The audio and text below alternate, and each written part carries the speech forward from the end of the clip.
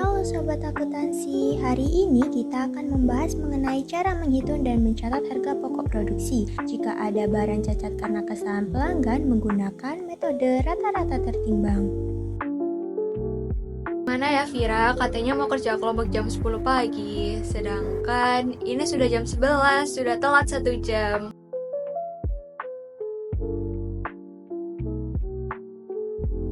Iya nih, padahal deadline tugasnya udah nanti malam.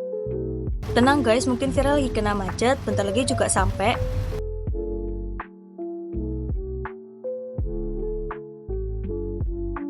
Halo, ya ampun, maaf ya semuanya, aku telat, soalnya tadi macet banget di jalan. Iya, gak apa-apa Fir. Nah, karena Safira udah dateng, ayo langsung aja kita diskusi terkait penugasan perhitungan dan pencatatan harga pokok produksi apabila ada barang cacat karena kesalahan pelanggan.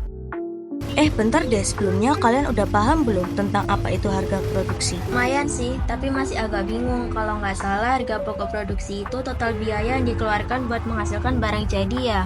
Bener banget, jadi semua biaya yang dikorbankan dalam proses produksi dari bahan baku sampai jadi barang jadi itu dihitung sebagai harga pokok produksi.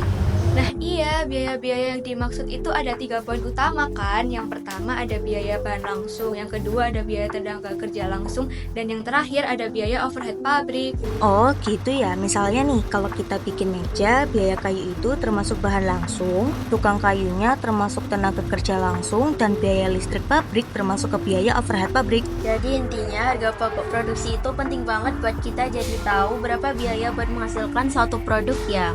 Penting banget dong, apalagi untuk menentukan harga jual yang pas supaya perusahaan nggak rugi. Intinya, harga pokok produksi itu mencerminkan total harga perolehan barang dalam satu periode akuntansi. Jadi, perusahaan bisa tahu efisiensi produknya juga. Sip, makin paham deh sekarang. Terus gimana dengan barang cacat yang diproduksi perusahaan? Jadi, yang pertama kita harus tahu produk cacat itu disebabkan oleh siapa. Kalau disebabkan dari pihak eksternal itu terjadi dari para pelanggan. Lalu kalau dari pihak internal itu bisa terjadi dari kesalahan pabrik atau waktu barang tersebut dikirimkan. Setahu aku, produk rusak yang dihasilkan tidak memenuhi standar ekonomis. Jika diperbaiki, maka akan menguntungkan perusahaan daripada harus dijual langsung. Asik, sekarang kita jadi tahu nih, tinggal kita hitung pencatatannya aja. Nah, ini ketemu rumus perhitungannya. Wah, coba lihat gimana tuh perhitungannya. Jadi, rumus menghitung HPP dengan membagi total biaya produksi dengan jumlah unit yang dihasilkan termasuk unit cacat. Nah, di tugas kita, PT Karya Hebat memiliki data pemesanan sejumlah 2.500 lemari dengan desain unik. Namun setelah diproduksi 2.500 lemari, pelanggan menemukan bahwa 120 lemari dinyatakan sebagai produk cacat sehingga tidak dapat digunakan. Perusahaan melakukan perbaikan ulang dan kemudian dijual kembali dengan harga satuan 15 US dollar yang apabila ditotal senilai 1.800 US dollar.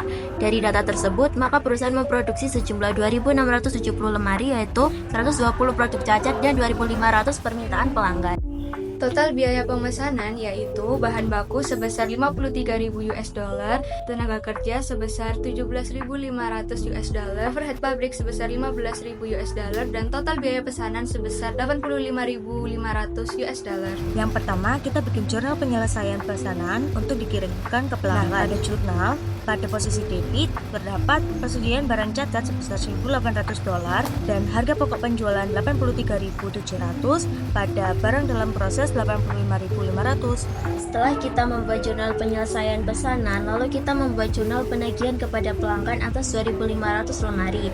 Di sini PT Karya Hebat menjual dengan harga 115% dari biaya, yaitu jurnalnya piutang usaha pada penjualan sebesar 96.255 US dollar. Kemudian yang terakhir kita membuat jurnal untuk lemari yang cacat, kas pada persediaan barang cacat sebesar 1.800.000 US dollar.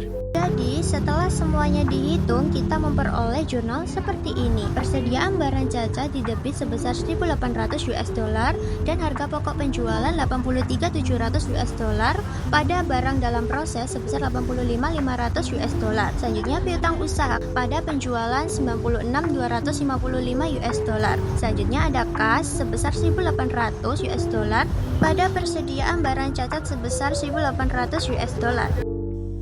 Mudah bukan?